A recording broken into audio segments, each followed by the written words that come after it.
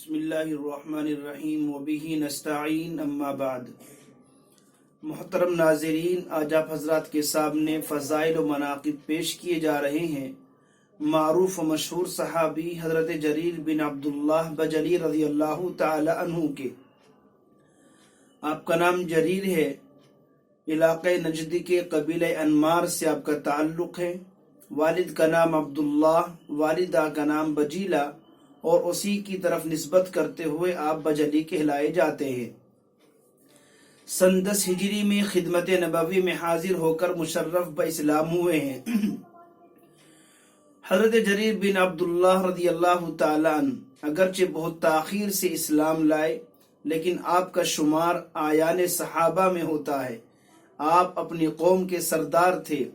ان کی عظمت و جلالت کا پتہ ان کے اسلام لانے کے واقعے سے بھی معلوم ہوتا ہے۔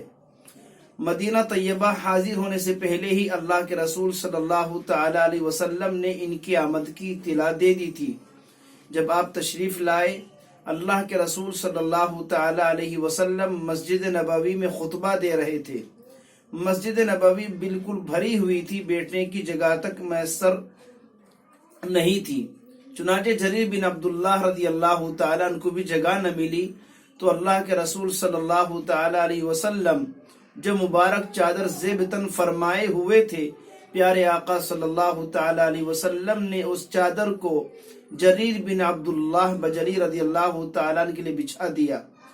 حضرت جریر نے اس چادر کو اپنے سینے سے لگایا اور فرمایا، اکرمک اللہ کما اکرمتنی یا رسول اللہ، اللہ آپ کو ایسا ہی اعزاز و اکرام عطا فرمائے جیسے آپ نے میرا اعزاز و اکرام کیا، اور بیٹھنے سے منع کر دیا۔ اللہ کے رسول صلی اللہ تعالی علیہ وسلم نے بیٹھنے کے لیے اصرار کیا اور ارشاد فرمایا، اشہد انک لا تبغی علوا فی الارض ولا فسادا، میں گواہی دیتا ہوں تم زمین میں نہ برتری کے طالب ہو اور نہ ہی زمین میں فساد مچانے والے ہو۔ اللہ کے رسول صلی اللہ تعالی علیہ وسلم کے اخلاق کریمانہ اور آپ کے ان اعلیٰ کلمات کو دیکھ کر اور سن کر حضرت جریر بن عبداللہ بجلی اسی مجلس میں ایمان لے آئے اور مسلمان ہو گئے۔ آپ صلی اللہ تعالی علیہ وسلم حضرت جریر بن عبداللہ کا غیر معمولی اکرام فرمایا کرتے تھے۔ صحابہ کرام نے عرض کیا، یا رسول اللہ، اس اکرام کی وجہ کیا ہے؟ آپ نے فرمایا، اذا اتاکم کریم قوم فاکرموہ، جب تمہارے پاس کسی قوم کا سردار آئے تو تم اس کا اعزاز و اکرام کیا کرو۔ حضرت جریر بن عبداللہ رضی اللہ تعالیٰ عنہ بھی خود فرماتے ہیں، ما حجبنی رسول اللہ صلی اللہ علیہ وسلم منذ اسلمت ولا رآنی الا تبسما، جب سے میں اسلام لایا اور میں اللہ کے رسول کی خدمت میں حاضر ہونے کی اجازت طلب کرتا، پیارے آقا نے مجھے کبھی منع نہیں کیا، اور جب بھی آپ مجھے دیکھتے تو دیکھ کر مسکرایا کرتے تھے۔ زمانہ جاہلیت میں اہل یمن نے اپنا ایک نقلی کعبہ بنایا جس کا نام ذوالخلصہ تھا، جس کو لوگ قبلہ کعبہ یمانیہ کہتے تھے۔ اس میں کچھ بت بھی رکھے ہوئے تھے جس کو پوجا کرتے تھے۔ اللہ کے رسول علیہ السلام اس کی طرف سے مسلسل آپ کو خلش رہتی تھی، اور آپ نے جریر بن عبداللہ رضی اللہ تعالیٰ عنہ سے فرمایا، اگر تم اس کعبے کو منہدم کر دو، میرے دل کو سکون مل جائے، اطمینان ہو جائے۔ جریر بن عبداللہ رضی اللہ تعالیٰ عنہ نے اللہ کے رسول کے حکم کی تعمیل میں 150 شہ سواروں کو ساتھ لیا اور اس کو منہدم کرنے کا ارادہ کر لیا، لیکن فرماتے ہیں، میں چونکہ گھوڑے پر سواری نہیں کر پاتا تھا، بار بار گر جاتا تھا۔ میں نے اس کا تذکرہ اللہ کے رسول سے کیا تو اللہ کے رسول نے میرے سینے پر ہاتھ رکھا، سینے پر ہاتھ مارا اور دعا کی، اللہم ثبتہ واجعلہ ہادیا ومہدیا، اے اللہ ان کو گھوڑے کی کمر پر ثابت قدمی عطا فرما، جما دیجئے اور ان کو ہدایت یافتہ اور ہدایت دینے والا بنا۔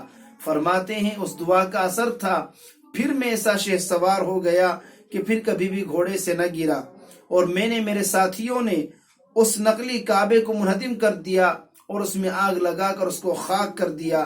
جب اللہ کے رسول صلی اللہ علیہ وسلم کو میری کامیابی کی اطلاع ملی تو آپ نے میرے اور میرے ساتھیوں کے لیے 5 مرتبہ برکت کی دعا فرمائی۔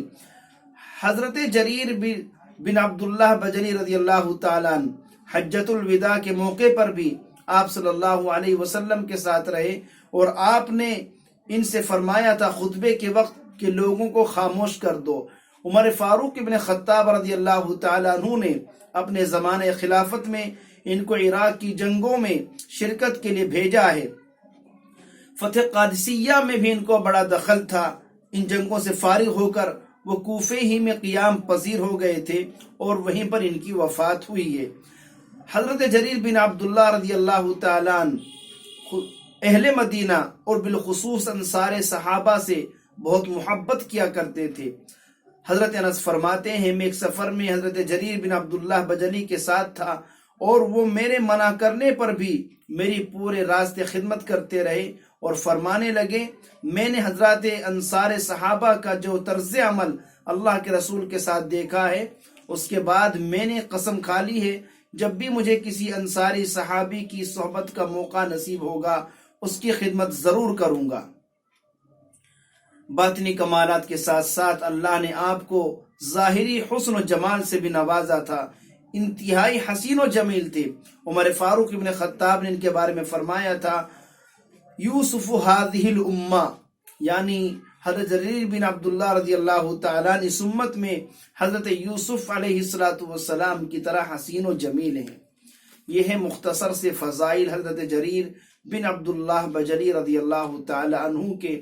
اخیر وقت میں مسلمان ہوئے ہیں، لیکن پیارے آقا صلی اللہ تعالی علیہ وسلم نے آپ کا بڑا اکرام کیا، آپ کے لیے عزت والے کلمات ارشاد فرمائے، آپ پر اعتماد کیا اور کوفے میں آپ نے وفات پائی۔ اللہ تبارک و تعالی صحابہ کرام کی عظمت و محبت ہم سب کے دلوں میں پیدا فرمائے، آمین۔ وآخر دعوانا ان الحمد